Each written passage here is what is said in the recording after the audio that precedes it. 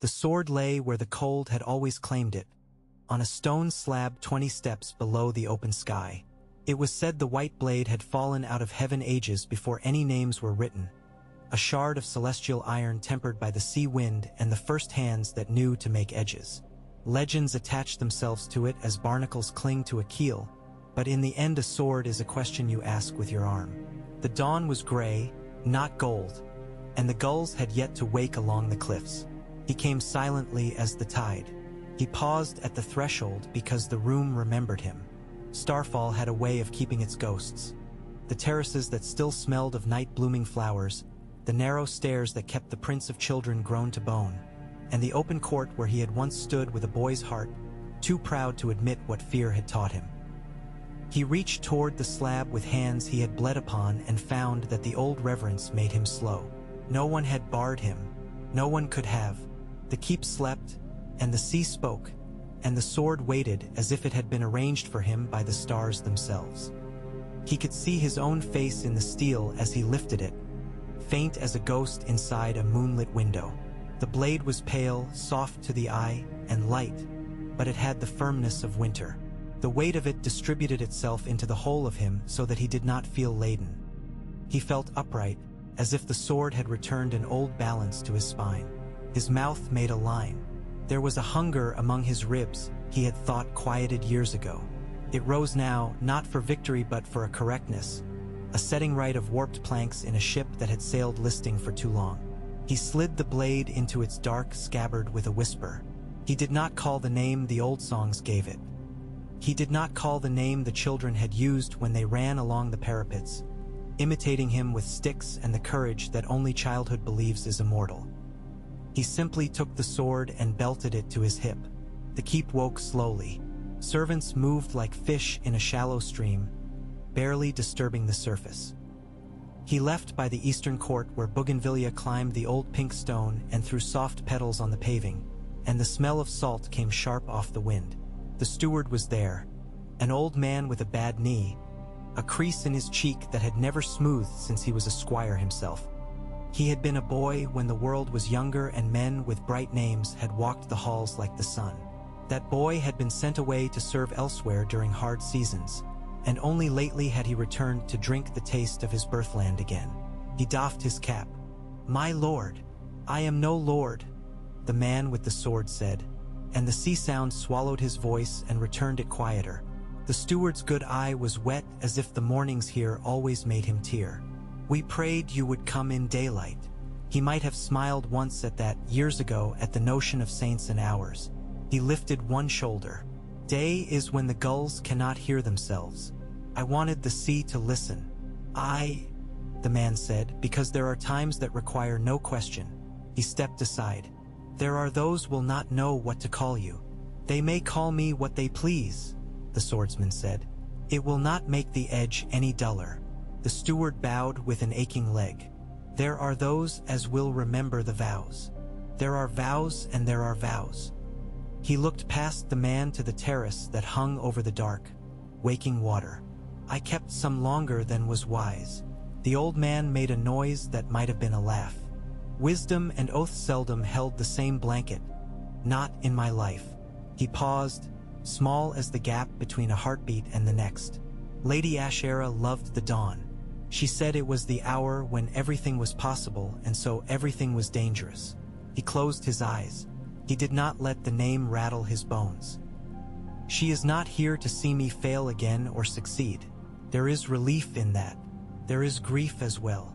He touched the scabbard above his hip, a brief, private gesture. "Tell the house I will not trouble their table. I am already a ghost to them. Let me pass like one." The steward's voice dropped. "There is a boy who knows the name you wore here. He will not sleep if he hears you've come and gone.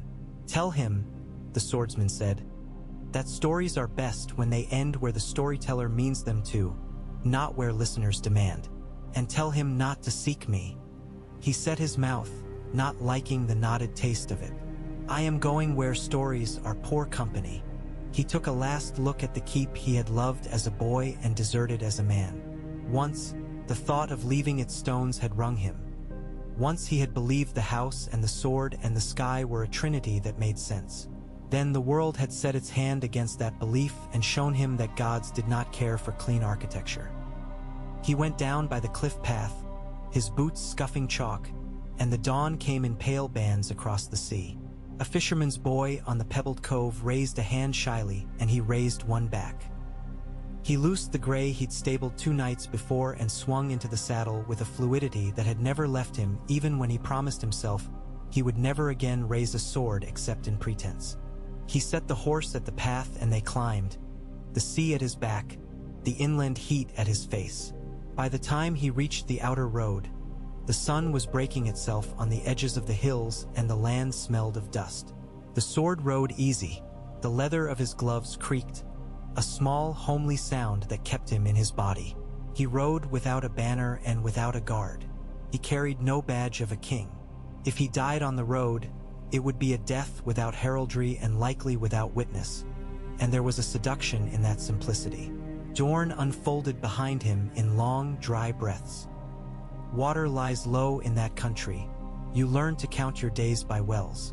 He stopped at one in the early heat, where a fig tree made a pool of shade no bigger than a blanket. A woman drew water in a cracked clay jar and watched him with wary skill, measuring the horse's flanks, the cut of his cloak, the piece of steel at his hip.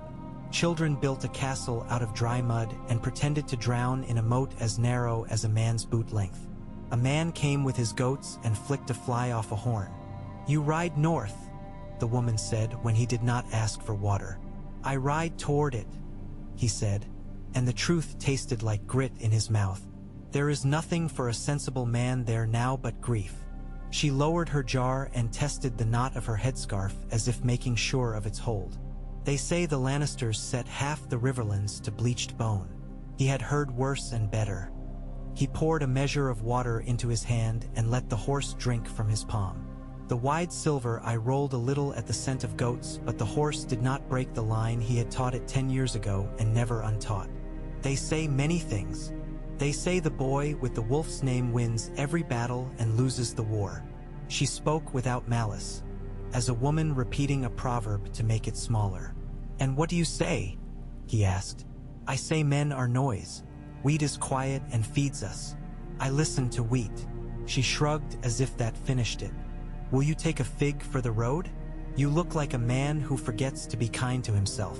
He took the fig and ate it in 3 slow bites. It was sun-warm, its sweetness stubborn against the iron taste that always woke in him near to war. "Thank you." "You're welcome," she said, in the tone of one who knows better than to pour milk into a river. She watched him as he swung back into the saddle. "You look like a man who has carried a sword a long time and promised himself he wouldn't again. That promise is a wound. You should bind it." "I have bound it," he said. "You have not," she said and laughed, showing a flash of gold tooth. "But the North will bind it for you. It binds men like the sea binds a broken boat, honest and hard. Go with the gods, if they are awake. If they are not," he said, "perhaps I will not disturb their sleep." He touched 2 fingers briefly to his brow and rode on. He took the Bone Way rather than the Prince's Pass, because he preferred roads that required a man to watch his own hands. Bands of Sellswords trafficked the easier road, and he had no taste for quarrels that grew out of boredom rather than principle. In the high places, goat bells made a thin melody and the wind smelled of old rock. He wore a plain cloak and a hood when the sun struck high. He slept in shepherd huts when a bribe could persuade the owner and under the open sky when it could not. One night an owl took a mouse not 3 paces from his blanket, and the small, neat death made him think of battles where men died with less grace. Names moved ahead of him like banners on the wind. Tywin of the Lions, Ironhard and Old, the golden twins with famous eyes that never learned to weep, the dwarf who built snares out of words and wine, the boy with the crown and a tilt of the chin that tried to hide the child. But for him the name that mattered was simpler, Stark. He had not liked the word when he was young. He had thought it an advertisement. See how austere we are, how flint-hard, how serious. Then he had met one who bore it like a burden more than a brand, and he had come to know that some words were not carved to boast. They were carved to remind. at a garrison post where the raw stones still smelled of new quarried dust. A boy no older than 12 sized him up and muttered something about thieves. He stood back so the boy could see both hands. "Do you take me for one?" The boy's eyes went to the sword grip at his hip and back up again. Swords made people foolish. They presumed anyone who wore one meant to use it like a key to other men's lives and wives and coin. The boy said bravely, "We take care of our own here. A lesson all should learn." He nodded at the gate. "Do your masters take bribes or taxes at this time of day?" "I am willing to provide one, not the other." The boy blinked and then scraped his foot, uncertain if the joke was permitted in the world he had been taught to fear. "We take a copper for the road." He gave him 3. "You who guard a road always have a longer road in front of you than those who pass. Keep your feet." The boy stared at the coins as if they might become frogs and jump. "My feet are kept." He rode on smiling, a small thing in a day that otherwise tasted of stone. He measured himself against the road's demands and found that most of him was as it had been. Shoulders strong, wrists supple, a guard in his mind that rose without being summoned whenever someone moved too quickly on his left. He watched whether the way sailors do, the way men who have known hunger do, reading the thin pages of cloud and the wind that hides itself in grass. He came to a burned farm with a well that had survived. He drew water and the rope burned his palms because it had been left in the sun. The ash smelled of meat. In the barn, 3 hens had found their way in and made a complicated prayer of quiet clucks and restless foot scrapes. He sat a while with them and listened to the absurd piece of it. When he rose, he found that a girl had watched him from under the ruin of the eaves, her hair white with soot, her eyes fox-bright. "Who did this?" he asked, without expecting truth from a stranger. "Men with lions on their chests," she said. "Are you sure?" She tilted her small chin.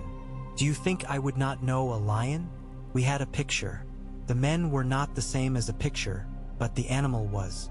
Ugly things keep their shapes," my mother said. "And where is your mother?" he asked, gently because the gentleness had to be forced. "Gone," the girl said in the tone of someone explaining weather. "I like the way she cut apples better than the way she cut bread. That will be forgot. 10 now." He crouched so her eyes would not strain to meet his. "There are people to the north who keep their promises. Did you know that? Not like you keep them when you are 7, but in ways that matter when you are old." "I am 8, she said, offended by the theft.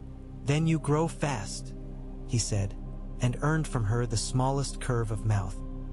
He gave her bread from his bag and told her how to leave this place so that men would not see her and make a meal of her.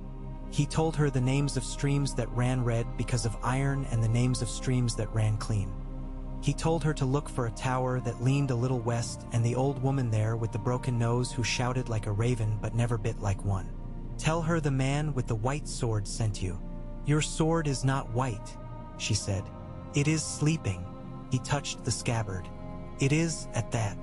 She went along the hedgerow like a mouse who had learned a hawk's lesson, and he watched until she was the size of a fig, and then the size of a seed, and then not visible without the conjurer's art that memory uses. He stood again in the ash and pressed his tongue to the back of his teeth. The taste it gave him had no name. It had a shape like iron. In the riverlands, crows fatten quickly. The road told him what he already believed. War makes men into tools and tools into scrap. The bridges were burnt where they were too useful. The fields were cut not for their grain, but for their hunger to feed a host's horses. He passed men with starved shoulders and proud mouths who begged without using the verb. He shared what he could, and what he could not share he memorized in case memory itself might someday be a currency that paid an old debt. He did not hurry as men hurry who flee.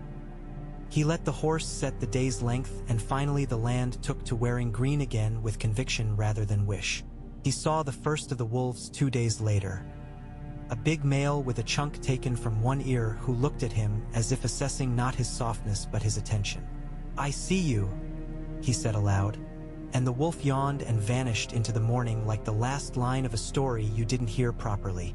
At a village that had survived because it had nothing to distinguish itself from any other, he traded his good shoes for rougher ones and bought a turnip from a woman who had made her mouth into a trap and left it that way so long she had forgotten how to open it. He slept that night with his cloak over his head in a loft that smelled of old hay and old hope, and at dawn he woke not to gulls but to the sound of a bell ringing a small, urgent measure. He rolled his blanket in 3 motions and was on his feet by the 4th. He did not come down the ladder. He lowered himself without the boards telling anyone he had. Men on both sides wore leather that squeaked if they had oil and cracked if they did not. These wore neither.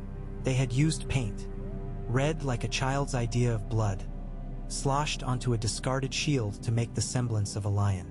They were unwashed and unorganized, and that made them the more dangerous. Panic and hunger fight without liking to lose. He drew the sword because there is no other reason to wear a sword. The first one came at him with a rusted hook on a stick, and he broke the stick with the heel of his hand and let the man's momentum carry him into the barn wall. The second one had a proper blade and a proper stance born of stealing from men who had worked for it. The white sword's whisper through the air was small as a breath but resolved into a clean tone when steel met steel. He did not hurry. He watched the eyes, not the hands. He let his opponent tire himself with a feint, and then a second, and then a third, and on the 4th he placed the pale tip inside the opening as neatly as if threading a coin onto a string. A man screamed, and it was not the one he had touched, because the third of them had seen his friend's blood as if for the first time in his life and remembered he owned such a thing of his own. 3 is number enough for a skirmish. After the third had stumbled back at a run that would have brought him honor if matched to better purpose, he cleaned the blade on straw and slid it away. He did not speak to the villagers who had watched from their doors and then crept out like ghosts condemned to daylight. He did not ask for coin or thanks. He took his horse and turned north again, and when the woman with the trap mouth found her voice and called him back, he lifted his hand without looking. He did not do that because he was proud. He did it because if you look into a wound too long, you begin to believe the wound is where you live. By then, the banners had begun to appear. Not yet the great tapestries men carry to make their enemies fear and their allies love them, but sober cloth on poles, gray and blue, the hint of silver in the thread that caught low sun. He saw a small troop guarding the ford a day later, and the boy who wore the biggest sword among them stepped forward with the tenderness of a dog set to guard geese. "Your name?" the boy demanded. He had a good nose, suggesting some ancestor had run with hounds more than men, and an earnestness so complete it made the swordsman wish him an old age. "Once," he said, "I was called Arthur." The boy's eyes widened and then narrowed in one breath. He glanced at the scabbard. Not a common sword for a man with half a name. "Names are dangerous things near war," he said. "They cut deeper than steel when thrown across a table." "True," said a voice older than the boy's, iron with experience. A woman's voice. She came out of the light as if made from it. She had a bear on her surcoat and a scar that ran from the edge of her lip to the notch in her jaw like a stitch that had held. "But we ask all the same. My men have orders to stop what moves, question what answers, and kill what lies." He inclined his head. "Only fools lie to bears." She grunted, and hat was the nearest thing to a smile he suspected she gave to men not her blood. "Your steel is white. That is not something a man paints." "Nor would I," he said. He allowed the scabbard to tilt so the bit of pale came into view, not so much that a young man would be tempted to reach for it. "I came to speak with the boy they call king." "Many come for that," the bear woman said.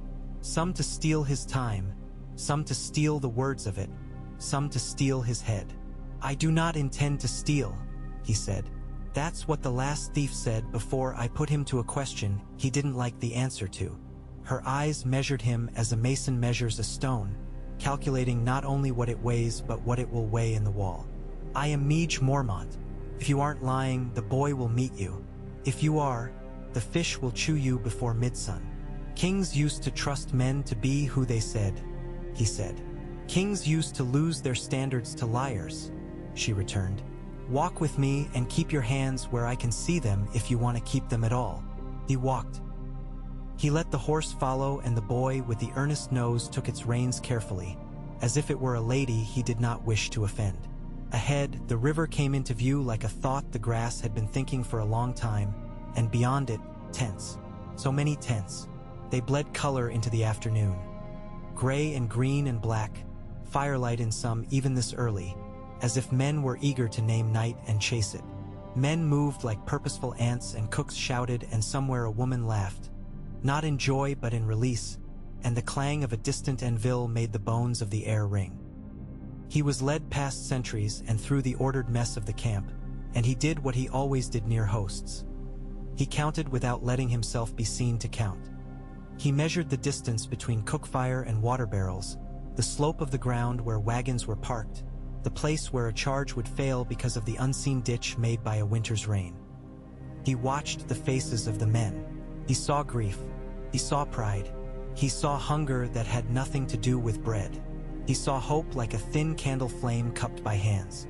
The tent he was led to was large, its ropes taut, its entrance guarded by two men with a peaceable heaviness to them that comes from having done enough killing to be done with it for a week at least. The woman gestured him in and did not follow. "Speak plainly. Do I seem the sort to do otherwise?" he asked and went inside. Maps have a smell, ink mixed with linen and sweat. The boy was at the table, the paper held flat by knives and a polished stone and a carved wolf whose jaw had been broken and mended. He stood as the stranger entered because he had been taught not just manners but courtesy, and because he had learned that the first man to stand in a meeting becomes the man who runs it. He was very young and not young at all. The swordsman remembered that life can do this to some boys and not break them. Set them on a fire and turn them into iron without turning them to ash. "You asked to speak?" the boy said. His voice had his mother's music and his father's north. The swordsman looked for her and found her leaning in shadow like a second thought that keeps you from doing something foolish. Caitlin Tully Stark watched him with the stillness of river ice. She had more lines in her face than the last time he had seen her from a distance across a hall when the world was not yet shaped like this. But the lines were lovely, the way river maps are lovely. Each one told you where not to step if you did not wish to drown. "I did," he said to the boy, and inclined his head to the woman because not to would have been to announce himself a liar. "Your Grace, some titles are made straighter by the man who wears them," the boy said, "and some are kinked by it. I intend the first." He held the stranger's eyes. "I am told you call yourself Arthur." He did not sigh because the habits of other men are not a train you deserve to board without paying. "I am also called the Sword of the—" He stopped himself. That name lay heavy in the room like a stone within a person, and for an instant he almost saw the white tower and the rose petals on the wind and the way his king had smiled when there was still a king who believed songs were weather. He blinked. "I bear a blade my house has kept a long time. It means no oath to you. You should not be moved by it." The boy's mouth softened just a little. "And yet you came to me wearing it." "I came to you because men I never met burned bread in a land that was not theirs and called it victory. I came because lions believe their roar is law. Strong animals are not generals," the boy said, dry as winter reeds. "Will you tell me what you want, Arthur of the Dayne?" The woman finished for him, and the name was a pebble thrown into the quiet. The ripples moved across the tent. Men who had not been visible before were suddenly present to themselves. The blackfish near a second table, still as a drawn bow. A tall man with hair as pale as old straw and a scar that had not been won at dice. A roan-haired bannerman whose hands rested too easily on the grip of his sword for him to be anything but what he was. "Lady Stark," the swordsman said. He did not bow, but his head made a fraction of a nod, acknowledgement, respect. An old debt not paid because it had never been properly named. He had seen her husband once, at dawn in a courtyard where men laughed softer than at supper. He had liked him then. He had feared him too, not because of his sword arm, because of the way he put the truth on like a cloak and wore it all day, even when it rained. "You were dead," she said, with no astonishment. "Now you are not." "I was the kind of dead that walks," he said. "A man can bury himself under vows and call it piety. I crawled out because the ground above me caught fire." He lifted his chin, exposing his throat as some animals do to those they tee. "Rusht." The old humility fit him better than the new steel. "I have no wish to hide what I am. I was sworn to a king you did not love. I obeyed him longer than I should have, because I loved him longer than I should have. I broke with the life he taught me when I saw that love had made me a negligent steward of the world. I cannot mend what is broken, but I can stand where men are breaking things and keep the worse men from owning the pieces. You speak like a maester, the blackfish said from the shadow, a small snake's smile in his voice. I prefer a speaking sword. If a sword speaks before a thought, the swordsman said carefully, it says the same words at every encounter. I do not find that makes good sentences. The boy who was king let out a breath he had not been seen to hold. You knew my father. I knew of him, he said, and I saw him. Once he was young and speaking to another man in a courtyard at dawn, and the way he listened told me he would outlast those who laughed louder. I wanted to cross the yard and say something foolish and generous and ask him about the weather where he was from. But I was bound by a white cloak then, and that garment makes a man rude to himself. Do not dress your memory, Caitlin Stark said, so quietly it would have been kinder to shout. He is dead, and we are full of him already. He inclined his head. I do not mean to rob you of what you carry. I came to add my weight or leave nothing at all. What do you seek for your sword? The boy asked. He had learned to add the question like salt to a dish before eating it. There are men who sell their arms for gold, for glory, for the pleasing of a woman, for the hope of dying so they don't have to live the life that waits for them. Tell me your price, so I know you're not a trick purchased by someone else. I seek a field with no banners in it when we are done, he said. I seek men who sleep unafraid of their barns burning. I seek the face of a boy with a fox's eyes eating an apple cut as his mother cut it. He shrugged very slightly, turned his palm. I will take bread and a blanket and the work you will give me. I will take the punishment due me if I fail. The roan-haired bannerman snorted. You talk pretty for a Dornishman. Do you bleed pretty too? I bleed, he said. That's the thing about blood. It makes a mess whether it belongs to a peasant or a prince. Silence again, dense as dark cloth. Then the boy said, Will you show me your sword? He could have refused. He could have spoken about oaths and being worthy to draw certain steel in rooms where maps dictate men's ends. He did not. He unlatched the scabbard and drew with a sure, slow hand. The blade woke into light as if daylight had been stored in it while no one watched. The tent paled around it. It gave back the faces of the men present in faint suggestions, as if they were already stories told around a fire. He held it without flourish, a worker with his favorite tool in his palm. The boy stepped close and the bear woman made a noise that meant she would die on the ground before she let harm touch him. The boy did not pay her noise any heed. He looked at the blade and then at the man. Will you teach me how you become the kind of man who can carry that without breaking? The swordsman's face changed in a way men's faces change when someone has honored their private wish aloud. I will teach you what I can. It may not be what you expect to need. Often the lessons you need feel idle on days when there is no fight to fight. I'm learning that, the boy said. He stepped back. Brinden, see that he eats. See that he rests. See that he is given a horse who will not shame our line. See that he meets me at dusk where we mark our men. Dusk? The blackfish asked, amused for once. Dusk, the boy said. If your sword is dawn, Sir Arthur, then you'll forgive me if we meet where light chooses what to keep. The woman stepped from shadow. You spoke of punishment if you fail. Do you understand what we do to men who promise without intention to keep? I do, he said. She lifted her chin. The line of her mouth trembled and then found itself. Then understand this also. If you meant to trick us, I will know it before you do. If you meant to be honest and fail because the world is not gentle, I will grieve and not forgive, both. If you meant to be honest and succeed, I will say your name to my girls and tell them what a man looks like when he chooses an oath. He bowed to her, because that bow cost him nothing and bought him something he did not yet understand. I have chosen badly more than once, my lady. That's why I ride with my face in the wind. You ride with your sword on your hip, she corrected. The wind is just to keep your tears out of your beard. She stepped past him, and he came near enough to smell the absence of perfume on her. She smelled of clean and iron and bare, if bare had a smell a man could put a word to. He ate that afternoon with men who were being changed by war into something like legend or like ash. He ate bread that tasted of smoke. He drank small beer that had learned humility. He listened to talk because talk in a camp is a living creature. Feed it and it keeps the men from feeding on themselves. He did not speak his story. When the blackfish sat across from him and set his cup down just a little too hard, a signal, he looked up.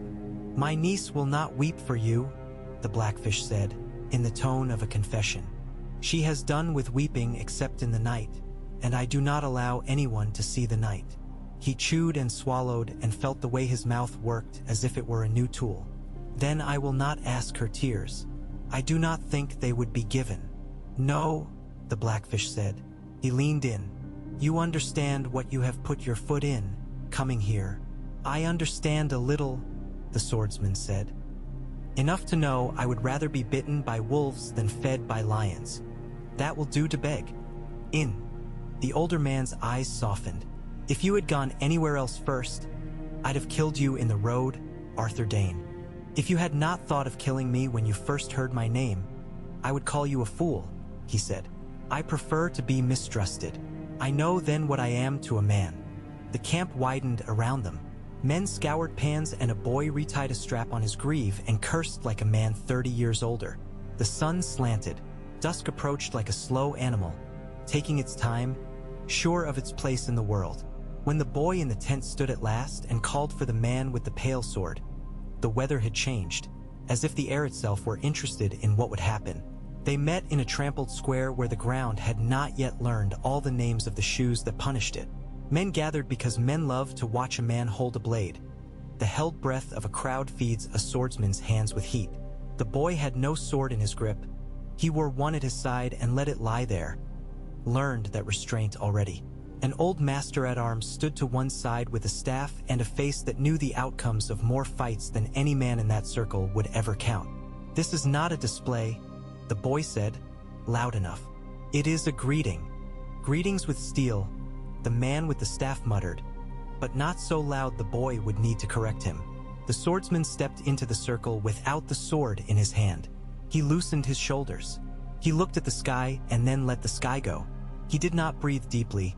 He let his lungs do what lungs do when men don't bully them. The boy stepped closer and they did not draw. How strange, the crowd thought, and even their silence admitted it was strange to let wonder do the first talking. "Will you stand with me?" the boy said. "When the river throws up its fog and the lions think to creep on paws made clever by mist?" "I will," the swordsman said. "Will you sleep by day and go hungry by night if the march requires it? Will you carry a man who cannot carry himself and tell him the ground is soft when it is not?" "I will," the swordsman said. "And will you?" The boy faltered, a fractional heartbeat, and he recovered. "Will you tell me when I am wrong quickly, so I am wrong for less time?"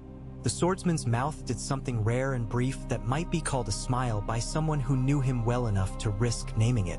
"I will." "Then draw," the boy said softly, not to him, but to himself. He could not have said why he needed to hear the word, but the moment required a ceremony somewhere, and that word did the duty that a priest would have done where no priest was asked to stand.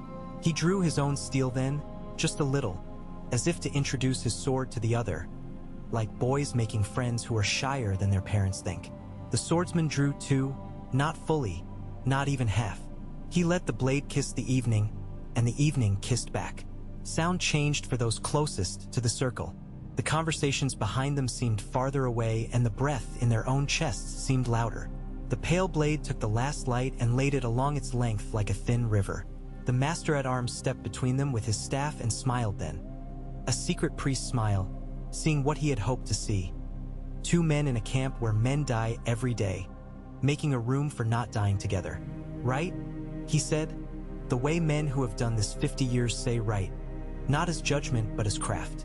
No blood today. That's for the morning and the men without our names. Touch and go. Mind your feet. Hold your tongues unless the poor things are trained not to lie." They touched. The pale blade had the decency to fear the boy a little, and the boy's sword did not make the mistake of worship. When steel murmurs, men who don't know how to listen think it is noise. Those who have listened understand it is negotiation. This angle, that This give, that take, this margin, that grace. The boy moved as a boy moves who has been taught by men who do not spare him because his eyes resemble his mother's. He had a piece of the north in his balance, a certain obstinacy in the back foot, a certain refusal to be danced farther than the land would let him. The swordsman took his measure like a tailor, found where cloth would pull and where it would drape, and he gave him a half-inch before he asked for it back. They moved until sweat made their shirts dark and the camp's murmurs had softened into a hymn to the uselessness of prediction. Then the master-at-arms rapped his staff lightly on the ground. Enough! Save the rest for men who don't know why they got out of bed. They stepped apart. They breathed. The boy's breath had shape and he did not hide that. In that, he showed himself more of a man than many twice his winters. He wiped his brow with bare wrist and smiled without teeth. You are not what I thought you would be when I heard your name in song. Songs cannot do a thing the justice of its ugliness, the swordsman said, or its beauty. Quiet, you two, the master-at-arms grumbled, but his mouth tugged its own way. I keep a barrel of words for those who'd rather chop than talk. The men drifted back to their tasks because war does not permit long fantasies, and the dusk stepped down from the sky and into the tents and among the horses, and the first owls found perches on the low, gnarled trees that grew near the water. The swordsman stood alone for a time at the edge of the trampled square and watched boys throw bones and laugh and cheat with the innocence of men who don't yet know how deep a cut a lie can do. Caitlin Stark came then, quiet as a thought that makes no footfall. He felt her before he saw her. She stood beside him, not close enough to hear his heart, but close enough to hear his breath. They looked at the river because looking at each other would have meant speaking about things not permitted to be said aloud. Grief has its laws. You knew, she said at last. At the tower, you knew he went there and why. I knew he went, he said. I did not know the whole of the why until women told me. Men are poor students of the why when pride is the master. I have hated your name, she said, as if confiding a small sin to the grass. Not because you did me wrong, but because it was easier to put all my grief into syllables I could pronounce. I deserve some of it, he said. I deserve more of it than you can carry. I cannot carry what I have, she said. But I do. He nodded. The river moved. Frogs stated their small case for the existence of the evening. I will not ask your forgiveness. It is a coin you cannot spare. I will ask this. Do not let my face be the crown above your grief. Let it be a stone in the field which you step over to get where you go. She lifted her eyes then, and for an instant the woman she had been, before, came through, and the weight was moved to the other shoulder and the mouth found its first shape. I have never believed in ghosts, she said. If you become one at this war, I will permit myself one belief. That is kind, he said, and meant it as a truth of his bones. What is it you carry? She asked, looking at his scabbard as if it were a child asleep. When you carry that? A story I would like to end differently than the last time it was told, he said. And the only way to end a story differently is to change your own role in it. And what is your role now? She asked. Not the king's man, he said. Not the singer's hero. Not the white wall men think they can crash their sins against and not break. I would like to be the hinge on which a door opens to a room where boys grow old. She looked at him for a long while. Do you know how rare it is for a man to want to be a hinge and not a door? I have been both, he said. I was poor at doors. Then perhaps hinges suit, she said, and left him standing there like a post set true at last. When news spreads in a camp, it spreads like spilled oil, quick, dark, inevitable. It reached without effort the ears of an old man in a red cloak who bent over figures near a candle and did not taste his wine because he had trained himself not to reward his mouth until his mind had done its sums. It reached another man in a cell beneath stone, who stared at the ceiling as if it were a sky he might climb, and wondered if the gods had decided to play tricks that made sense only to them. Jaime Lannister knew the name Arthur Dayne the way a boy knows the shape of a father's shadow. He smiled without mirth and without malice, a thin line between things. So the old sword walks, he breathed, and the guard outside made a sign against whatever passed for evil in a mind made timid by such news. In King's Landing, A dwarf laughed until he choked on his own spit and then coughed and coughed until the woman who had warmed his bed the previous evening thumped him with a broad palm on the back and told him to swallow his wit until it stopped trying to kill him. "Arthur Dayne," Tyrion said, washing the name down with wine and disbelief. "Either he is alive or we have improved the quality of our ghosts. Father will not like this." Tywin Lannister did not like many things, but he liked information not to surprise him most of all. The raven that told him Arthur Dayne had been seen in a northern camp made his fingers rest more softly on the edge of the parchment. He did not swear. He did not cast his goblet. He called for quills and men who were better at writing than killing. He thought of the way the world loved stories about men with bright names and pale swords. He thought of supply lines and bridges and men who had seen their barns go red.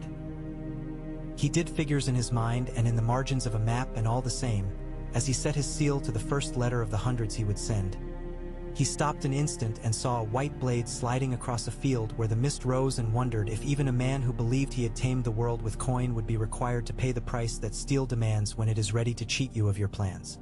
In the Northbourne camp, the swordsman slept for the first time under a roof that was not his own in a long while. He dreamed of a river whose water was not wet. He dreamed of a tower whose stones did not fall. He dreamed of a field where something white lay and did not belong to the snow.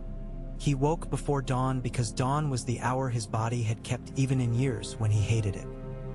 He went to the edge of the camp where the boys drained their bodies before task and the old men coaxed stiffness out of their wounds with curses and laughter, and he took a place where the dirt had made itself flat for him. He began, as he always had begun, not with the sword, but with the body that must one day carry it. He bent until his hamstrings sang and held the note until he could not hear it anymore. He made slow circles with shoulders that did not yet argue with him. He breathed. When he was warm in the seams, he drew the blade and moved with it the way men move with women they have not deserved. Lightly, listening, letting the partner teach the dance. He cut the air in shapes that meant nothing to those who think a cut only matters when it meets flesh. He did this so that, when flesh came, he would not ask the blade for something it didn't already know how to give. Men watched. They made their jokes soft, out of respect they would never name. A boy believed for the first time that he wanted to live long enough to become slow and precise. A man who had been clever with his tongue and dull with his wrists went away with an odd feeling that maybe he should throw bones less and ask older men to hurt him more, so he could become a shape he chose and not the shape drink made. The boy who was king came as the sky lifted its first lid. He did not announce himself. He stood with a plainness that would someday be misremembered as elegance. "Do you want a shy, LD?" he asked after a while, plain as bread. "A shield is a story you tell about what you fear," the swordsman said, not looking at him because the blade was speaking and he was too polite to interrupt it. "And what story do you tell yourself?" the boy asked, and there was an edge under the question that was not petulance. It was the hunger of a man who knows he must feed more than himself. "That men are better sometimes than you expect," he said. "And worse, that a sword can be a door, and a door is no good if it leads to a room full of knives." He let the blade drop into rest and turned so the boy saw the whole of him. "Come. Today we will learn how to break with honor and live with it. Tomorrow we will learn how to keep honor and not die of it." "That seems backward," the boy said and smiled. "It is," the swordsman said. "The world is arranged by men who like to keep causes and effects in order. We will not oblige them. They trained until the sun stood high enough to judge them, and then the boy went to be a king, which is a job with too many verbs in it for a young man not to end his day hoarse. The swordsman ate little and drank water and stood among tents where women mended and men laughed and a dog barked at a squirrel that had no fear of dogs. He spoke when spoken to. He said almost nothing about himself. Those who asked directly for the story of his death and resurrection got a set of sentences that began at one point and ended at another without their luxury of wandering. It satisfied no one and everyone equally. At dusk a man came running with a kind of laughter in his breath that had nothing to do with joy. "The river," he panted, "has a secret. Ravens are not the only messengers in a world that loves gossip. Rivers deliver too, when men set small boats adrift with words tied under the boards. This boat carried good oak and a false cargo, and the words meant for men with ears tuned to the pitch of a good lie. It said, "Tonight the fog will serve the purpose of lions." In the boy's tent, maps were weighted and knuckles too. The men who had come to love him for not being mad and for being brave argued without noise. The swordsman stood and listened, remembering the taste of mist on his mouth from mornings as a young man when he had risen before dawn because his body demanded it like a debt. He spoke into the quiet not because he loved the sound of himself, but because the plan on the table had a nail in it that would lame the cart if no one pulled it out. "Do not meet them where they do not see you," he said. "Meet them where they think they see you. Give them a ghost." He pointed to a bend in the river where reeds stood heavy. "They will think to come from here because the current favors it, and men advise other men in ways that water taught them before they ever sat at a table. Put 10 men with a taste for breathless things there. They will be outnumbered and outbluffed, and they will run when I tell them to. When they run, the enemy will follow because men love to chase. That will take them along the low bank where the mud you see on the map is not the mud under the foot. On this side," his finger moved, "we will be waiting where the ground turns from spring to stone in a step. We will not move until I do. When we strike, we do not strike to kill first. We strike to blind. Torches, smoke in the eyes, fire on the water if we can manage it, not to burn them but to show them the shape of their fear. Then," and here his hand steadied, the quill's shadow on the map, "then we cut, clean and without pride. We take their throats only after we have taken their courage." The blackfish laughed, brief as steel. "I have wanted someone to say that in this tent for a month, and no one has had the gall." He looked at the boy. "It will cost men.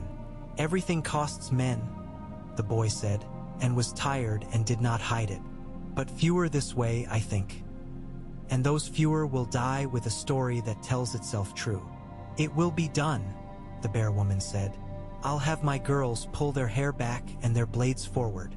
Caitlin Stark's eyes were on the white sword, not because steel enchants a woman, because this man's plan meant her son would live or die, or live a little longer with more skill. She lifted her head slowly. "Make them ghosts," she said, and did not specify which them she meant. The swordsman went to a quiet spot and knelt, not to pray, to tie his boot properly. But his head lowered and his hands worked, and if a god had looked down at that moment, he might have mistaken it for devotion and been surprised to find a man simply ensuring he would not trip when he ran. The fog came like breath out of a god's mouth. It rolled and held, rolled and lifted, rolled and held, reminding men in boats that it could choose to teach or smother.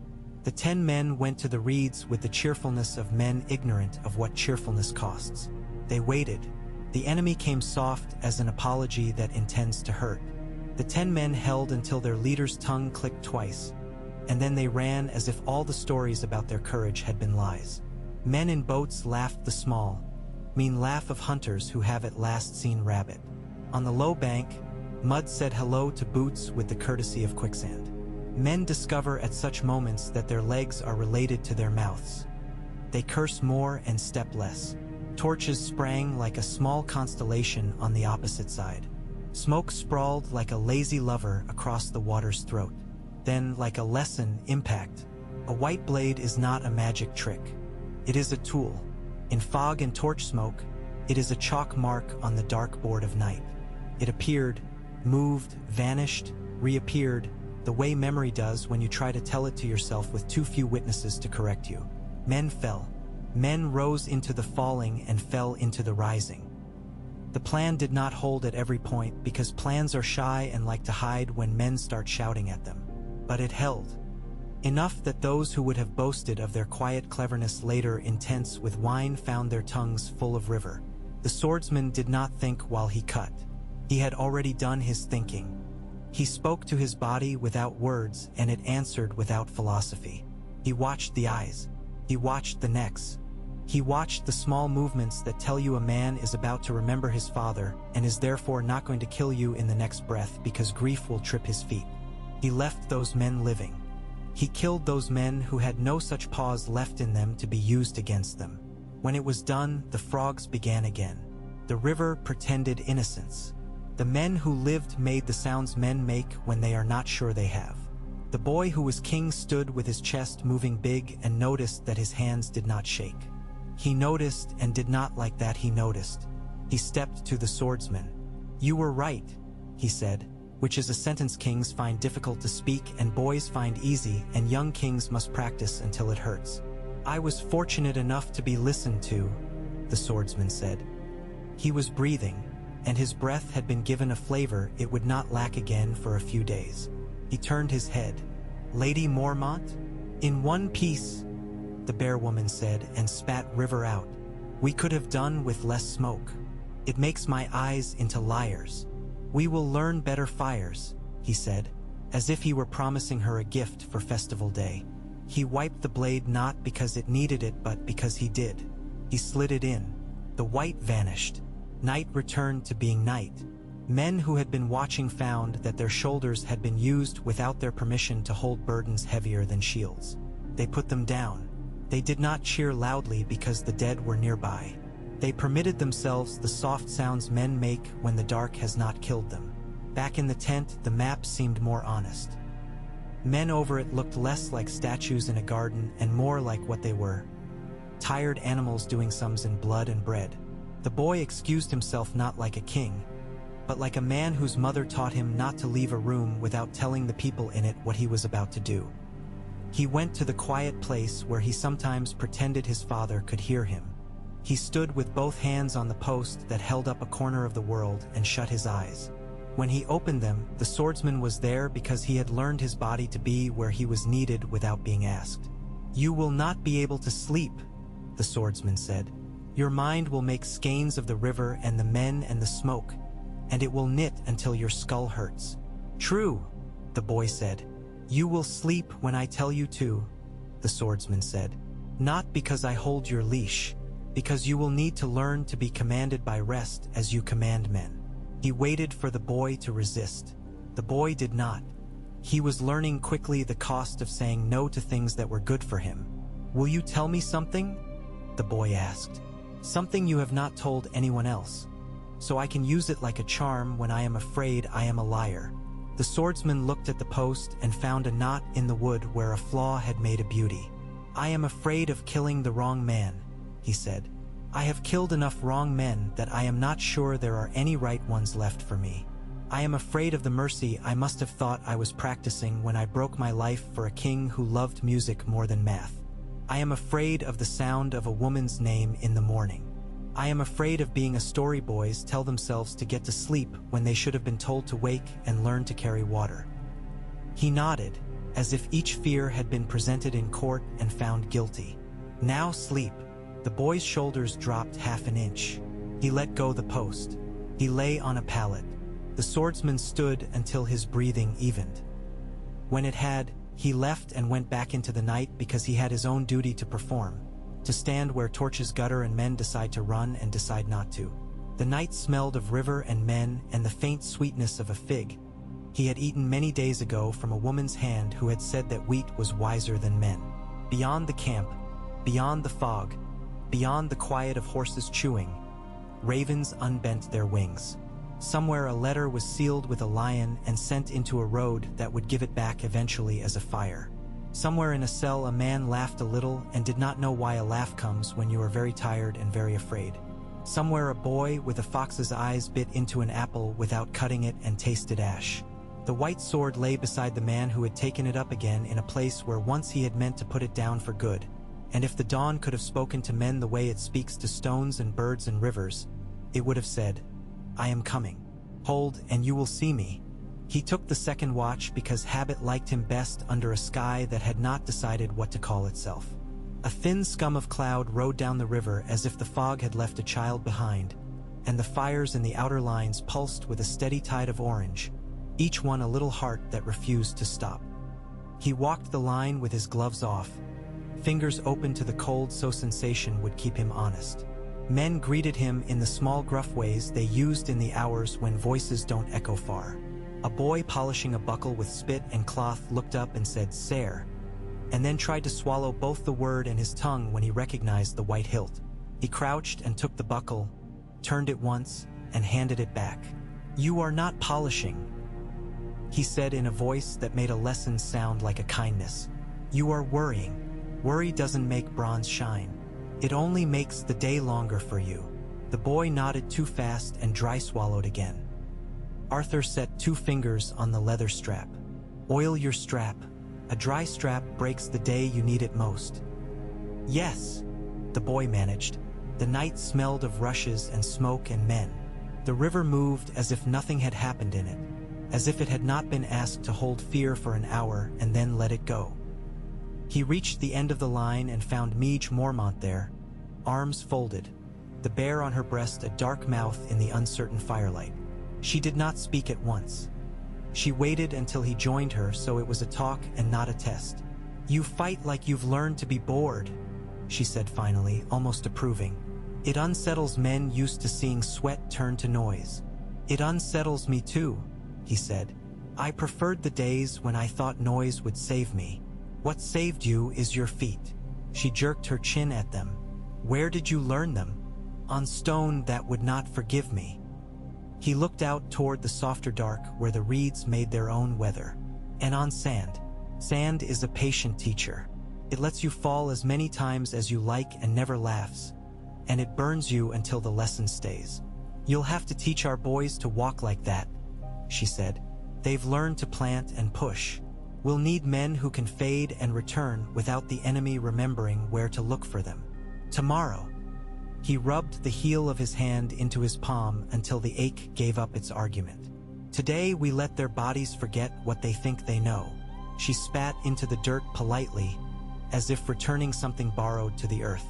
"Bolton's men watch you," she said, not as warning, not as gossip, just as weather.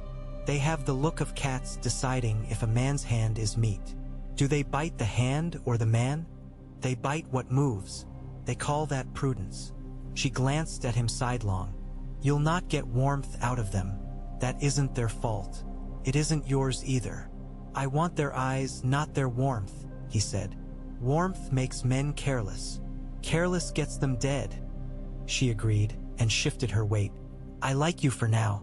It may not last, but I like you for now." "That is as much as I've earned," he said, and they parted with the ease of soldiers who had already decided not to change the other. Before dawn, he found himself at the horse lines because horses have never cared much for politics. The gray lifted its head and breathed oat sour into his palm, and then leaned its cheek against him the way only a horse who has not been wronged will. He took a twist of cloth from his belt and wiped the animal's eye, working slow. A dog limped up, rib-thin and hopeful, and he tilted his hand so a bit of oat dust found its way to a survivable corner of the dog's mouth. The direction of the wind changed and brought him the scent of a tannery he knew wasn't there. Memory had its own weather. He shut his eyes and let the false smell pass. He did not take the blade from its scabbard that morning. Instead, he took the scabbard from the blade. He sat on a low stool where leatherworkers liked to sit and turned the thing over in his hands, feeling the tired places, the stretch that had come from years of being asked to hold. He reseated the throat, worked the seams with a bone, rubbed tallow into the bite marks a strap will take when a hand is angry and has nowhere else to speak. Men passed and pretended they were on their way to their own business. He could feel their eyes. He did not make his work quicker to get out from under attention. The leather gave back its smell, warm and animal, and he set the scabbard on his knees and thought for a moment of a courtyard where a woman had laughed as she oiled a saddle, saying a horse was an answer to a question a man doesn't know he asked until the horse gives it. By the time the light pulled itself up into something you could call day, boys were already hammering the air with wooden swords and some with real, dull steel. The master-at-arms, too sensible to be proud the night before, had not found room for pride this morning either. He stood with his staff and nodded when Arthur joined them, as if to say that here, at least, one might speak to the body without anyone making a song of it. They worked on feet. He made them stand with weight forward, then backward, then neither, then both, until one boy laughed and toppled over into the dusty grass because his mind had refused to sort the command and had told his knees to make a joke of him. Arthur helped him up without smirking. "You'll fall," he told them all, 200 times. "Fall correctly. If you learn that, you will spend less time on the ground wishing you were someone else." Someone with wings, a voice said. The Greyjoy boy, full of storm and salt, full of the need to be heard. Someone with better knees, Arthur returned mildly. We have only the ones we brought. Make those into wings if you can. Theon grinned like a man who sees a hook and decides to bite anyway. He moved well enough for a boy who had not been taught to move by hunger. Arthur walked around him once, a surveyor measuring a field not to own it but to understand its shape. You fight like water running downhill, he said. No shame in that. But water remembers the size of the vessel it's put in. Make yourself the vessel. What's that mean? Theon asked, a little too eager. It means stop making your opponent show you who you are. He tapped the boy's ankle with the toe of his boot. Again, they moved until sweat convinced them they were alive. He ended with a thing that had no sword in it at all. Two lines of boys faced each other with empty hands. He had them mirror the movement of the boy opposite without touching. A slow dance of wrists and balance and intent. Learn this, he said into their bewilderment. Learn to know where a man will be before he is. Steel is slow. Thought is faster. If you can begin to see the thought, steel will always be late. The master-at-arms grunted approval. The boys did not cheer. They were too busy discovering how difficult it is to find your own hands when someone else might want them. When he left the trampled square, Roose Bolton was waiting as if he had been planted and watered there at dawn. The man's eyes were pale as water that has forgotten the sky. He bowed with exactness, not warmth, not cold. An act performed precisely enough to be almost a threat. You teach them to dance, Bolton said. I teach them to be where they need to be, Arthur said. Dancing is a word men use when they've forgotten they want to live. Bolton's mouth twitched, which is how some men smile when they no longer remember they have mouths. We are glad of your presence, Sir Arthur. He made the honorific taste like a title in a book he had finished and put away. Robb values new counsel. I'll give it while it is wanted, Arthur said. And when it is not, then I will give it quietly and not be offended when it is not taken. He let his eyes rest on Bolton for a heartbeat. I have done offense. It is an expensive habit.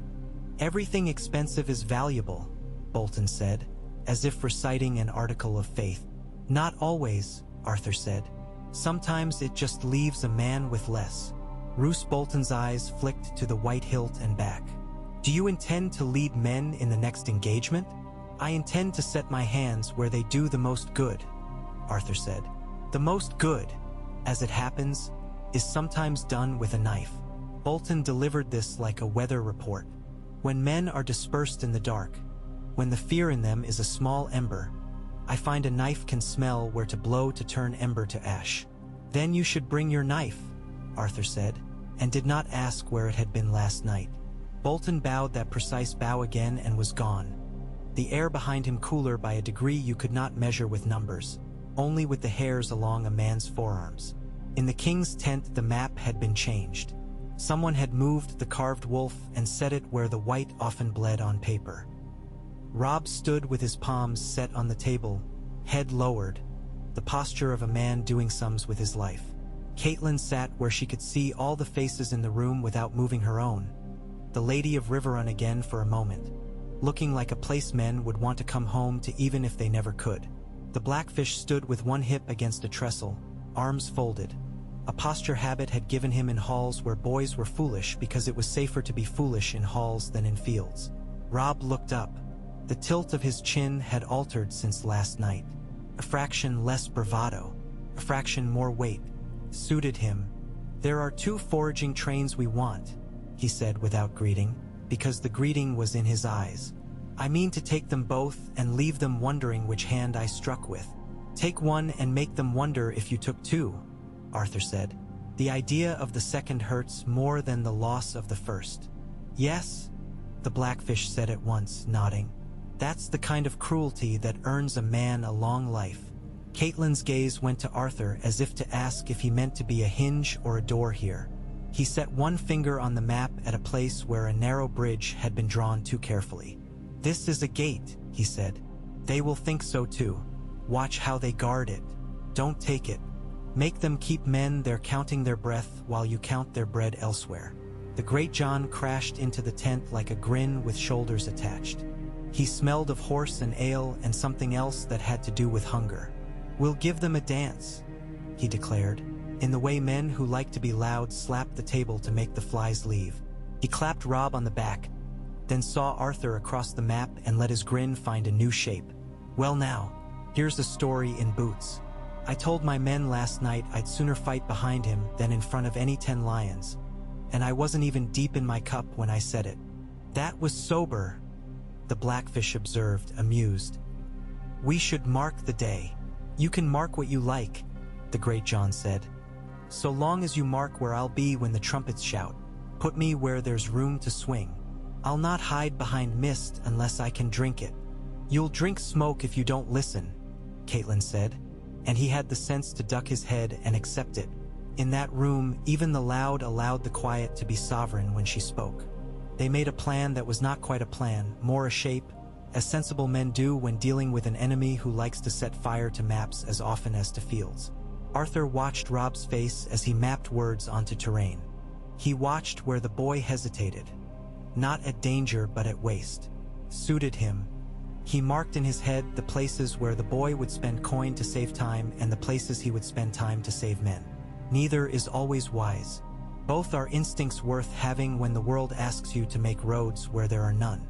When they were done with the work that needed others to witness it, Rob raised his eyes and then lowered them to the map again.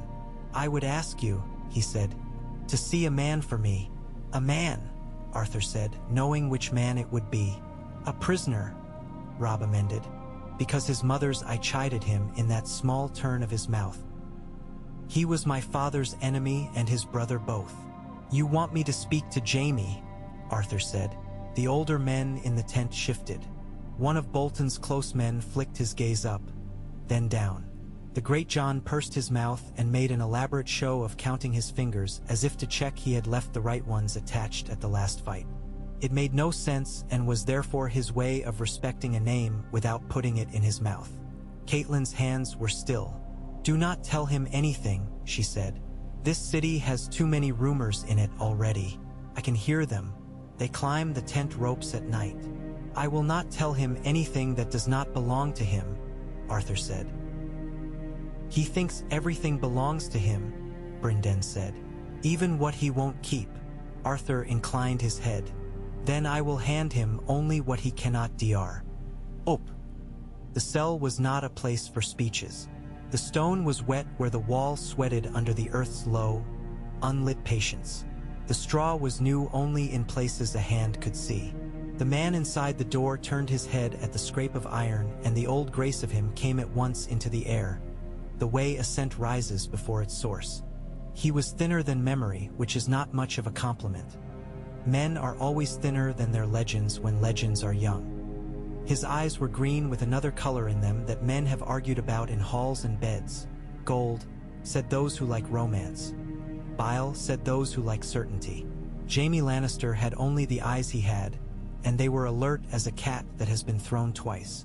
Arthur stepped in, and the guard shut the door like someone closing a prayer book on a line he did not understand.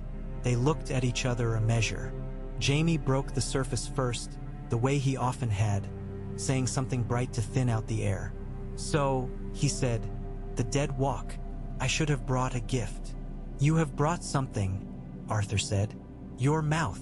That is everyone's curse," Jaime said pleasantly, and then his face altered, not in melodrama but in a clean rearrangement of spare parts. "Sir Arthur." It was not worship. It was not fear.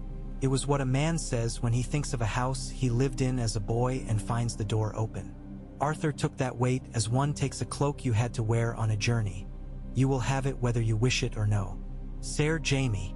The other man laughed at the courtesy and then did not. He leaned back, shackles clinking. There is a theater to chains that even their best makers cannot remove. "I used to wonder what I would say to you if we were ever left alone." "And now?" Arthur asked. "I find I had practiced for an audience," Jaime said, and seemed honestly surprised.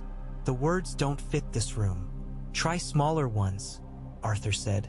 "They travel better." Jamie considered him, head tipped. You know they call me Kingslayer. I've heard, Arthur said. And what do you call me? He could have said liar. He could have said boy. He could have said brother. He said, a man who chose a door that was not meant for him. Jamie's smile cracked and then held. There were no doors. There are always doors, Arthur said gently. We do not like most of them. The ones we like, we often cannot fit through because we have loaded ourselves with an old life we did not examine soon enough. Was it a door there? Jamie asked, and his voice dropped into a part of the room where the spiders had made the web, careful and patient. In the Red Keep, when he asked me to bring him my father's head. Was there a door I should have taken that day that wasn't the one I did? There was a door before that, Arthur said. You had already taken it. He stood because he did not like delivering judgment to a man welded to a bench. You put on a white cloak to stand near a song you liked and to make yourself into an instrument no one would dare ask to play a tune you did not wish to hear. That's a door too. He stayed kind. I did the same. I just married my pride to a different singer. You loved him. Jamie did not sneer. I loved a man who read too much into music, Arthur said. And I loved what I thought I was in the mirror he held up when he spoke my name. Love is not a sin, Jamie. But sometimes the things we let it excuse are. You didn't kill him, Jamie said. No, Arthur said. I did not. It was not my door. I had put myself behind one that locked from the inside, and I did not break it soon enough. He let the old shame stand in the air, not to be admired but to be counted. Jamie let out a breath. If you had been there in the throne room, he said after a long silence that had the weight of a mercy, would you have stopped me? I do not know, Arthur said. Or I do know, and I do not want to say it aloud in a small room. Jamie laughed then, small and honestly, in relief. You don't speak like the songs. Because I have listened to too many men who died because their ears were busy with tunes, Arthur said. Why did you want to see me? I didn't, Jamie said with almost boyish candor. He did. He lifted his eyes toward the ceiling as if it were possible to see a boy king through stone. The wolf. He wants to know what a white cloak looks like when it has managed not to catch fire. He wants to know what kind of man stands between a king and his mistakes. The kind that gets crushed eventually, Arthur said. The work we do standing between is the work of hinges. If a door swings too long, it pulls its hinge loose. If it doesn't swing enough, rust takes us. He let himself smile, small as mercy. I came because there are only a few of us who know what it feels like when the world decides to dress you for its play, then refuses to let you leave the stage. Jamie studied him. You are kind in a way I would have learned to hate when I was younger. You were young, Arthur said. Now you will be what you are until the day it turns into something else. Try to hurry that day. He stepped back toward the door. I will not promise you anything. I will not threaten you either. You do not deserve my promises. You have had too many of those already. You also do not deserve my threats. Those you have given yourself. Tell me one thing, Jamie said, not pleading. He did not remember how to plead. If you believed the city would burn because you did not kill him, why did you not kill him? Because you loved him? Or because you loved yourself more? Arthur looked at him as you look at a man who has set his question down on a table like a loaded piece of iron. Because I loved the man I believed I was when I did not kill him. And because I was a coward about what would be left of me when I stopped believing that. He lifted his hand to the door. That cowardice has eaten much of my life. Every good thing I have done since has been the habit a man adopts when he is tired of being ashamed. He left Jamie with his own breath and the particles of straw that catch light in the vaguest way and make a cell look almost like a place where time exists. Outside, the guard exhaled, the way men do when a story is finished and they can turn back to being the sort of men who think only in sentences 5 words long. Letters move in war as quietly as snakes.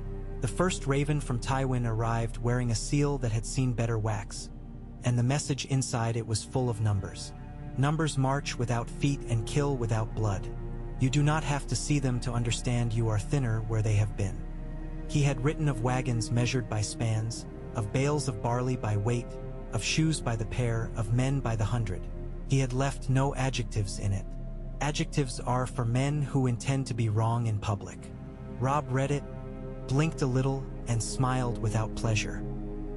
"He is very good at telling me how expensive it is for him to be generous," he said.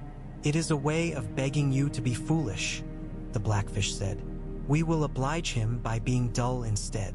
Arthur asked to keep the letter. He turned it over that night and wrote a few lines on the margin, then folded it again and handed it to the boy with the earnest nose at the gate. "Take this to the man who knows how to imitate hands," he said. "Tell him I asked him for an imperfect likeness." The forger they had was a quiet rat of a man with fingers that never stopped counting. He looked at the letter, sniffed it, licked the edge, yes, licked, and smiled small. "The break at the end of his signature," he said. "That's not arrogance. That's age. I can get the arrogance. Age is harder." "Let there be a flaw," Arthur said. "I want him to think it is false the moment he sees it. That will keep him looking at the shape of our lie rather than the quality of it." "That will cost you another day," the man said. "Take it," Arthur said. "We will trade it for 3 of theirs." He started to play the quiet game then, the one he liked best now that he was too old for loudness to charm him. He went out at night with 12 men and came back with 10 because 2 had found themselves in the wrong part of a ditch, and he had taught the men to leave each other when the leaving was the difference between 1 funeral and 3. He brought back scraps. A list of repairs a quartermaster had written on a board, rubbed off with a wet sleeve and forgotten. Part of a banner's edge scorched enough to change the shade of its color. A watchword that wasn't for this camp but for the one 2 miles farther where the man who gave it had a cousin he didn't like. These were the stones he made something with. He taught them to make fire that does not want to be seen. He taught them to count by what isn't there. Where the hoofprints stop, where the dogs don't bark, where the flies collect without visible meat. He taught like a man paying down a long debt, without hurrying the work or himself, sure that hurry is another kind of cowardice men admire. Theon trailed him some nights and pretended not to. He let him. A boy needs to sneak for a time to find out whether he prefers seeing what men do or being seen doing. Once, on a low ridge where the grass looked like the backs of sleeping cats, Theon came close enough to be offered water. Arthur handed him the skin silently. "You don't talk," Theon said after swallowing like a man who feared the water would run away if he looked at it too long. "You say things, and then you stop." "That's talking," Arthur said. "No," Theon said, stubborn and fair. "It's not. Saying things. There's no noise in the corners." Arthur considered him. "Noise is for boys on boats," he said finally. "There are storms enough without making one in your own throat." "You're wrong," Theon said, and watched him carefully to see if the word wrong would alter their night. "Noise tells men you're alive." "Silence tells you," Arthur said, and Theon made a face and tried the water again, finding no answer there either. On a rainless evening when the clouds stacked like bread loaves in the west and the flies were unreasonable, Caitlin came to him at the line of trees where men liked to pretend the world ended. She was bareheaded, hair braided back, her hands empty. They stood and looked toward where the hills folded. She did not force him to be the first to speak. She had learned that some men are ashamed to let women start the work for them. "When you left the tower," she said, as if beginning a story to children. "How long did you know you would come to this?" "Too long," he said. "Not long enough." She took that and put it somewhere inside herself where it would not sting until night. "I wanted," she said, and the word tilted under the weight she put on it, "to hate you for not dying when my husband did. There are days I manage it. There are nights I cannot." "Hate is a muscle," he said. "If you exercise it too hard, it tears and leaves you weak. If you never use it, it atrophies and you fall over the first time a man speaks a lion's name. You are doing as well as anyone can expect. You talk like a man who knows the price of everything he says." There was no scorn in it. "I have paid too much for words," he said soft. She looked down at his hands. They were clean at that moment because he had washed them. Clean hands on a soldier are less honest than a woman's careful face. Did she love him? She asked in a tone that made the pronouns work hard for their wage. Or did she love the song about him? She loved a man, he said. She loved the parts of him that were not songs.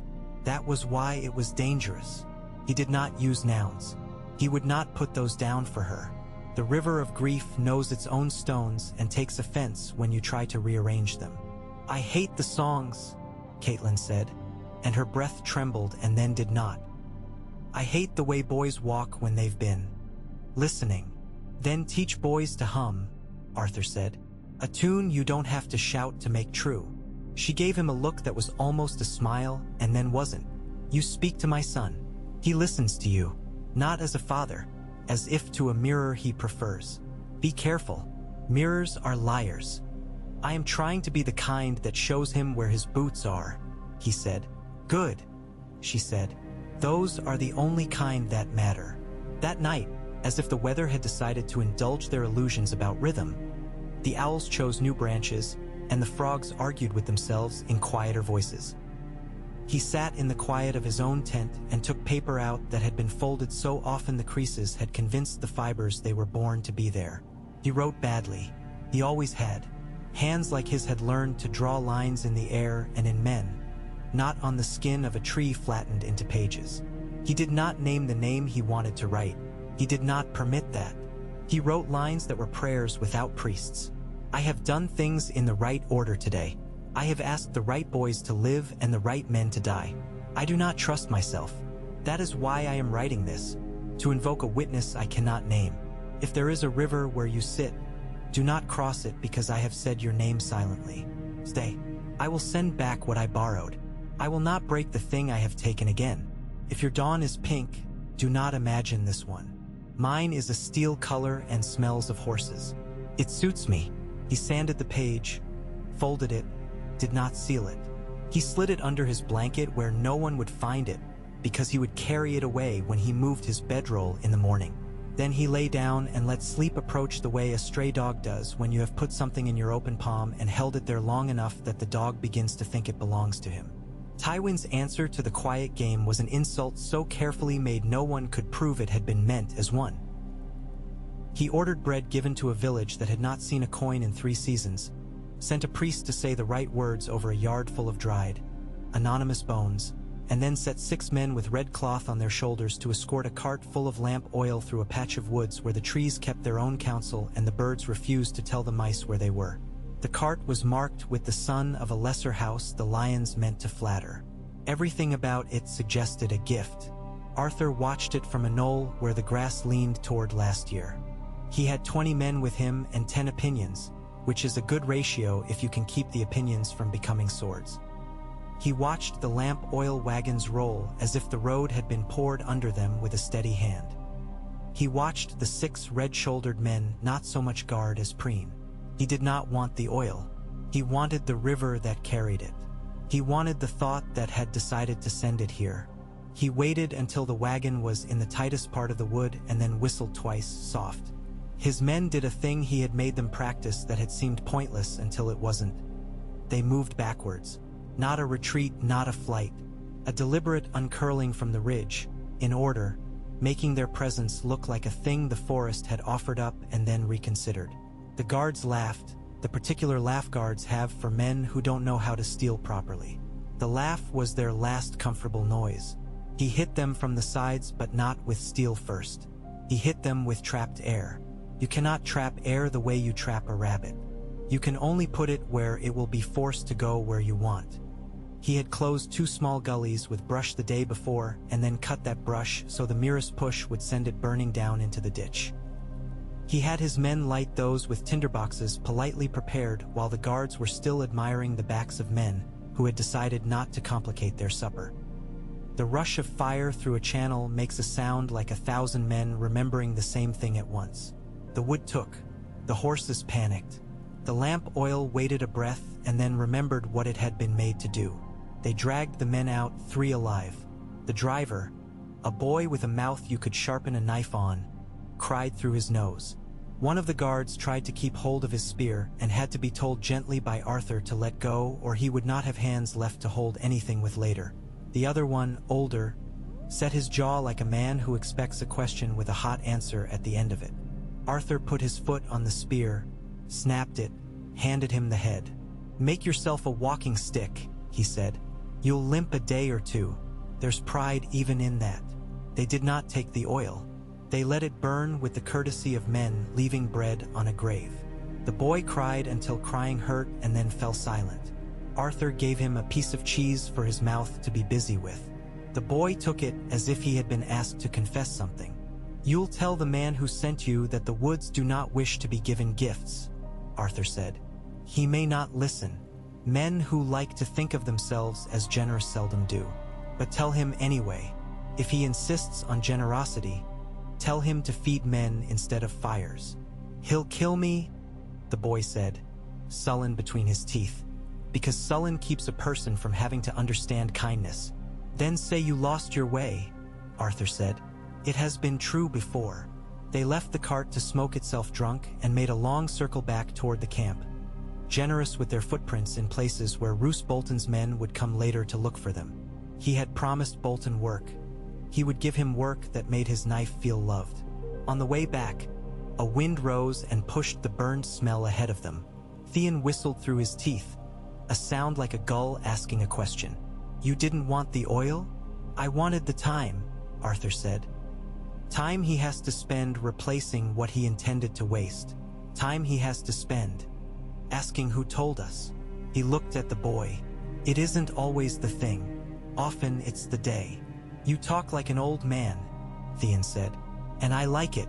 I don't know why I like it."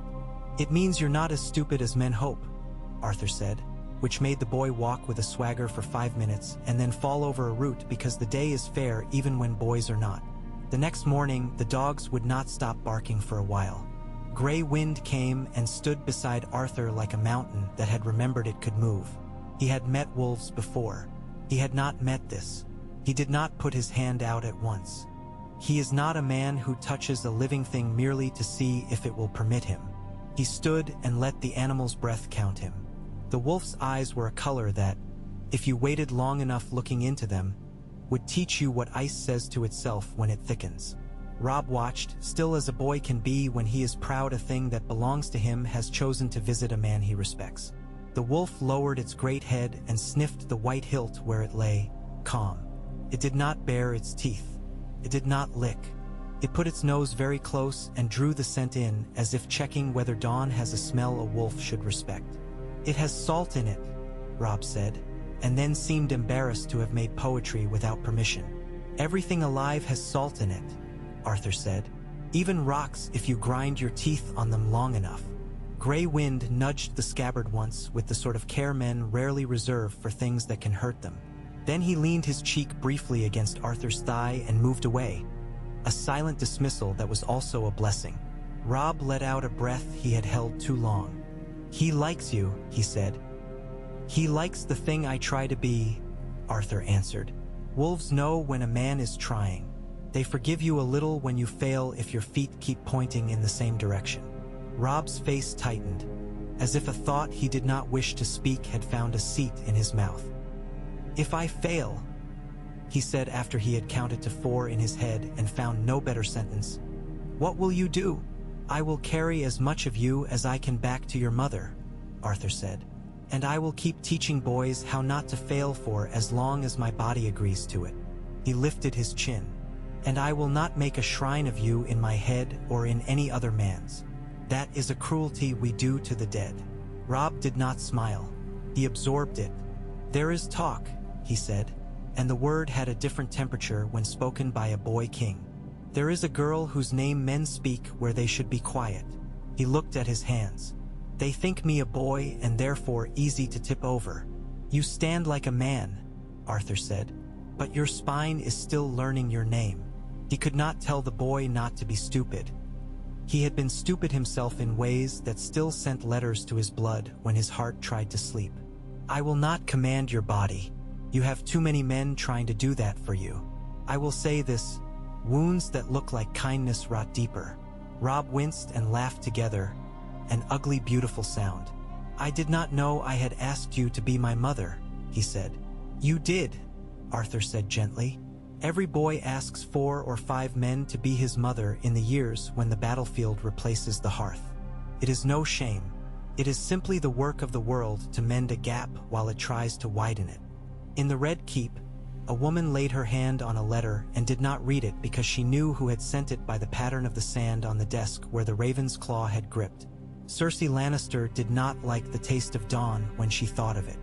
She remembered a day when the sun had set on a field full of a prince's voice, and she had not been the woman he sang toward. She did not weep. She did not shake. She poured wine and considered whether ghosts could be killed, and if so, whether a knife would find their throats, and if not, whether a knife worked better on the living men who loved them.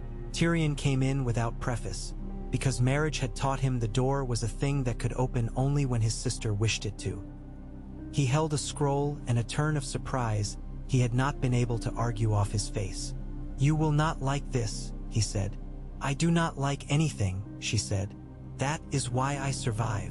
He unrolled the scroll. "It seems the wolf has found himself a shepherd." He looked at her. "Arthur Dayne. Is he a song or a man?" she asked. "I hope a song," Tyrion said cheerfully. "Songs are easier to drown. Men tend to float inconveniently." She took the parchment and pretended she could not read to force him to speak. "What does father say?" "He writes about barley," Tyrion said, "which means he is thinking about fire. He will try to bake this man into crust and call him a pie." He sipped his wine. "It might not work. Pies are easier to cut than men who have decided to be hinges." "What are you talking about?" "Forgive me," he said, blinking his small sincerity at her. "I've been reading the work of a little mind whose dull observations I find comfort in. He says hinges endure because they are not asked to be a door and are not asked to be a wall. They are asked to do one thing that no one notices unless it breaks." He raised his cup. "To hinges." She waved the toast away as one swats a moth and looked at the window as if the river might reach into the city and take from her something she kept without knowing she kept it. "Tell father to do what he does," she said, and Tyrion knew she meant do what you will. "We will make a song out of him if he survives the next 3 months. If he doesn't, we will make a different song." "Either way," Tyrion said, "there will be wine." He grinned because he had learned to grin when the wall was coming down. "He is not the worst thing that could have happened to us." "What is the worst?" she asked, because she could not help herself. "A wolf that decides to stop hunting lions," he said lightly. "Why?" "And starts hunting the crown." He left before she could notice he had stopped making jokes and started reading the window as a man reads a map. When the second foraging train vanished into a marsh that had not been drawn on any paper because marshes dislike ink, the raven Tywin sent had 3 words in it. "He is pestilence." The lack of his name made Catelyn smile without amusement. She showed it to Arthur as if to introduce him to something he could use. "He will move now," Arthur said. "He will be generous with men. He will spend them as if their coin were fake." "And we?" the Blackfish asked. "We will be generous with patience," Arthur said. "It is less dramatic and more expensive. Spend it anyway." He took Robb that night to a ground he had marked in his head and in the position of his own bones. The hill rose out of the earth as if someone had pushed a bowl up from underneath. The grass was thin, the soil under it poor, a place where men could see a long way and make men approaching them worry they were more numerous than they were. He told him to get on his knees and place his ear to the earth. Robb looked at him as if to ask whether this was a joke a Dornishman was making with the North, then did as asked. "What do you hear?" Arthur asked. "The ground," Robb said after a moment, as if ashamed of the obvious.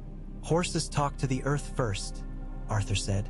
"Men think they command them with hands and heels. They do not. The earth makes a small noise when 20 horses move a mile away. Your bones can learn that language. Let them learn. Don't make your mind rush ahead of them." They stayed there until the dark made most men pretend they had better tasks. Robb's ear reddened with cold. He did not move. Arthur did not praise him. Praise is a spice. Use too much and a boy cannot taste bread. The wind came in a new direction and brought them the sound of a distant laughter that had nothing to do with men. A fox had found a patch of rotting windfall fruit and made a feast of it. Rob smiled despite himself. The sound lasted and made the night less dangerous. Arthur made a note of where the trees were that allowed such noises to travel. He made a note of where the hill's shape would place his archers and where he would set a line to break a charge without engaging it. He made a map of the place in his body because paper burn and bones do not. When they rose, Rob flexed his neck and winced. "Why did the wolves choose me?" he asked suddenly. He had never asked it before, and once asked, it could not be unasked. "Because you listen," Arthur said. "I do not," Rob said, honest. "I am always speaking in my head." "Listening does not mean silence," Arthur said. "It means when you hear something true, you move your foot. You've done that. Keep doing it. Move your foot sooner. Move it without asking if anyone approves." "And if I move it wrong?" Rob asked. "Tell me," Arthur said, "so I can say it before the story lies for you." In the tents, men turned to sleep, turned away from it, turned back. The night was not kind to those who had seen the river take a man they had called by name and give him back an identical body with no names left in it. Arthur lay down on his bedroll and let his breath go in a long line. His hand found the scabbard as a man finds a rosary without thinking of prayer. He did not draw the sword.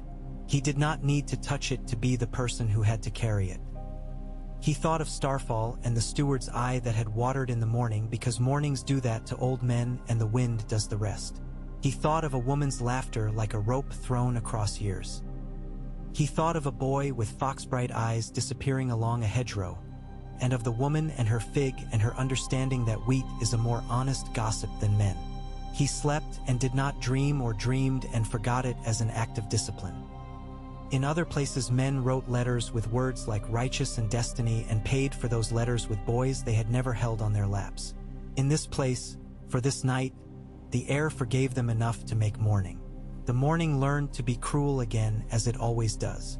A runner came wild-eyed with news that was no news and therefore had the taste of truth. Karstark's grief had not sat down as politely as a man and had knocked a stool over in the wrong tent. The wrong boys had bled. Arthur heard it and felt the small muscles in his jaw tighten, as if there were reins attached there and another hand had taken them. He went to Rob and found him not moving, the stillness of a man who believes motion will shatter him. "I will do something that will make me less of a king," Rob said into the room without looking to see if he were alone, and then he turned his head and discovered he wasn't. "I will also be more of one." "Then do both," Arthur said. He did not say mercy. He did not say justice. Those words like to make men believe they have done something irrevocable and glorious. Put the burden where it belongs and not where it is easy. He watched the boy man walk in today carrying a weight that makes backs stoop early and eyes learn to look at doors as if they were friends who will understand if you leave without saying goodbye. He watched and did not speak. He stayed to be present when the world pressed into a shape it had waited to become since the first time a boy put on a sword belt. He stayed because he had learned the trick of it. You cannot share another man's burden with speeches. You must be furniture in the room he leans on when the body decides it has had enough for this hour. He went after, when it was done, to where the grass had been taught another word for red. He took off his glove and put his hand on the ground and felt nothing. That is what ground says after. Says nothing. It will accept everything. He sat for a while with the quiet and then stood because there were men coming with questions. He had answers he would regret. Bef. Ore super. He intended to give them anyway. When dusk came, it came quickly, as if to spare the day further embarrassment. He found Caitlin outside the tent where she had knitted herself 3 rows and then pulled them all out to keep her fingers from deciding she had been idle when she had been suffering. They walked as far as the shallow ditch that had taught the men the night before how to think while they run. They stood there, 2 pieces in a game neither had chosen but both played fiercely because to do otherwise would be cruelty. "Thank you," she said so suddenly he almost thought he had missed a word before it. "For what?" "For not making my son into a statue in your mind," she said. "Statues break. Flesh bruises and heals." "He will be bruised often," Arthur said. "He already is." She folded her hands. They were strong hands. They looked as if they had built a boy, which they had. And you, what will you do when this ends? He had nothing honest to say to that.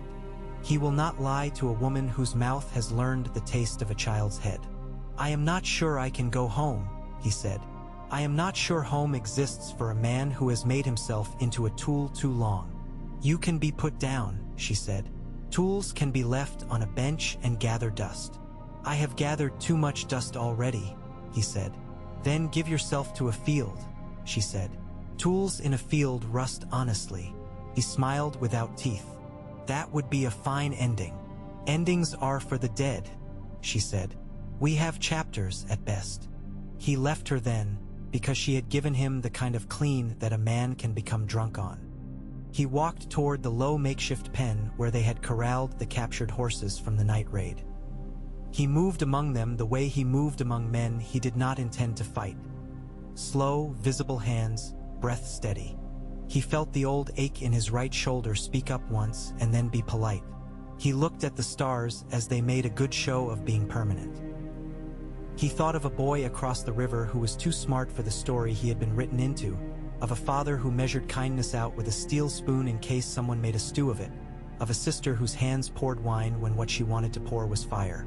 He stood a long time and did not move because sometimes a man must be the still point so the wheel can turn without skidding.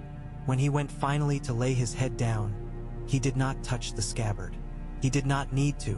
It lay there like a promise he had made to himself. A blade that looked like morning and did the work of night. A piece of metal that was not a god and did not wish to be. A question you ask with your arm when you have run out of better words.